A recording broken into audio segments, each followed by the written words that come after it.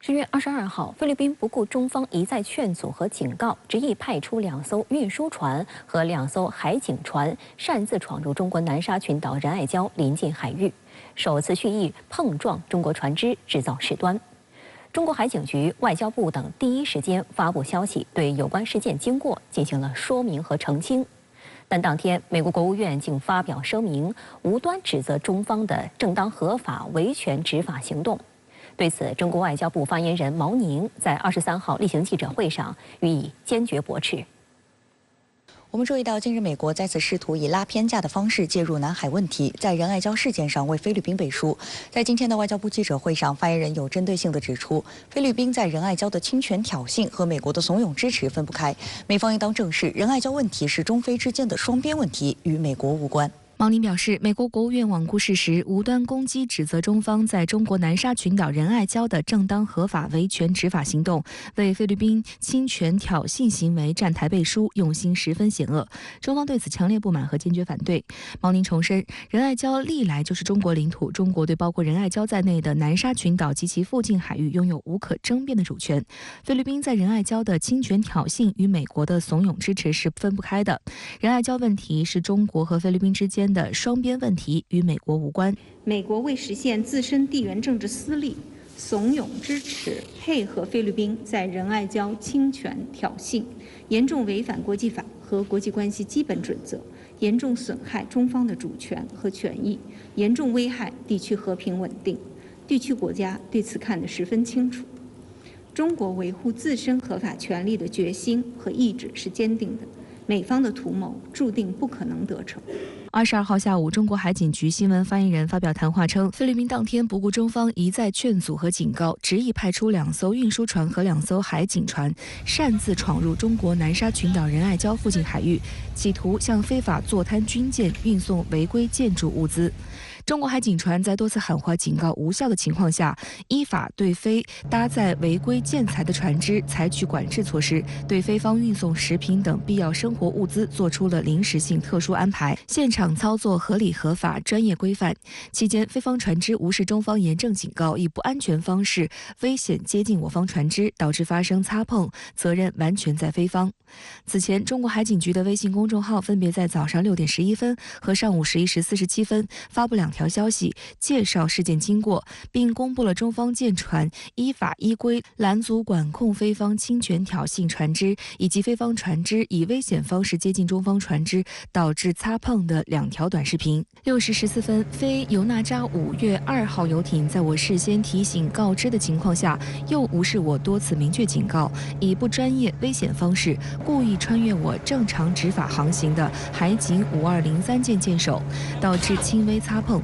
8时13分，菲海警4409船蓄意挑事，有预谋主动倒车，尾部与我停车漂泊的琼三鲨鱼00003船右舷发生擦碰，恶意碰瓷制造事端，升温现场局势。中方公布的视频可以看出，在这个菲方游艇在横穿或者说叫拦截中方海警船船首的时候呢，中方海警船有一个明显的减速的动作，很有可能是紧急实施了一次发动机的停车，这需要中方进行一个很好的提前的准备，也说明呢菲方这种行为是极其恶劣的。我觉得这次菲律宾方面它的挑衅力度还有用意更为的明确，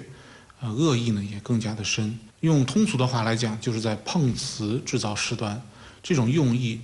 以及它背后所体现出的这种投机心理，是远远胜于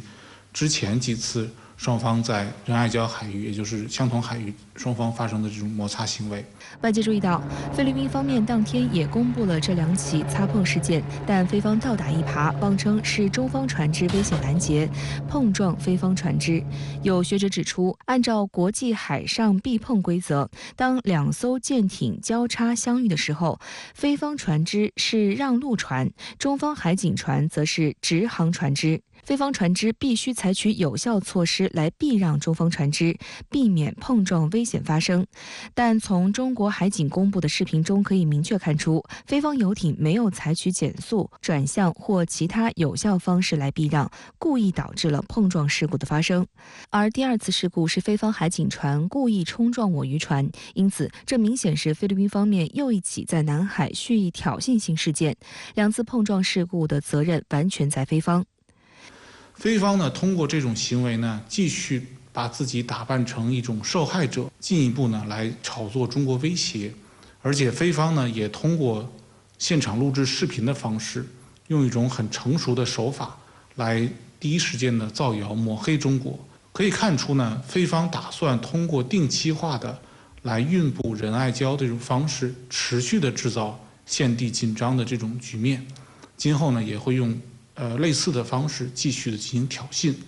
对菲方倒打一耙，中国外交部也在第一时间严正声明我方立场，厘清事实。外交部发言人22号晚就此事答记者问时强调，仁爱礁是中国南沙群岛的一部分，是中国领土。中方在仁爱礁问题上保持了极大的克制和耐心。一段时间以来，通过多个层级、多个渠道同菲方保持密集沟通，但菲方无视中方的善意和诚意，不断派船擅闯仁爱礁海域，蓄意挑衅，严重侵犯中国的领土主权和海洋权益。中方再次敦促菲方重视中方严正关切，信守承诺，停止在海上滋事挑衅，尽快拖走非法坐滩军舰，避免破坏南海的和平与稳定，损害本地区国家的共同利益。23号，中国驻菲律宾使馆首席馆员周志勇公参也会见菲外交部部长助理兼亚太司司长艾琳，奉使就菲方船只22号擅闯仁爱礁海域向菲方提出了严正交涉，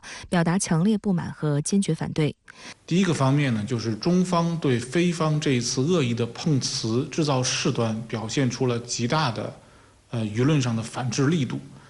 也同时呢，通过公布现场的视频以及提供更多的细节，不仅展现了中方执法船只的克制和冷静程度，同时呢，也用不可辩驳的事实，在不同层面上、不同维度上，对菲方予以了坚决的反击，也是向中国的民众展示了中方执法的这种信心，捍卫主权的这种力度。公开报道显示，这是10月份以来菲律宾在中国南沙群岛及其附近海域实施的第3次侵权行径。有观察指，对于南海争端，中国一直致力于通过协商谈判来和平解决争端。当前，域内有关国家中，只有菲律宾在美国支持纵容下，一而再、再而三的在其发起的挑衅事件中将自己打扮成受害者，借此妄图获得国际舆论支持，达到占领仁爱礁的企图，这是行不通的。我们应该看到，在背后呢，也有非常明显的一种美国因素。可以看出呢，在这几次摩擦争端事端之中，美国既提供了外交上的支持，也通过现地的一些方式对菲方进行了一些实际的支援，来故意的制造中菲之间缠斗，把中国塑造为所谓的规则破坏者，继续呢离间中国和东南亚国家之间的关系，来达到美国实施印太战略的这样的一种目的。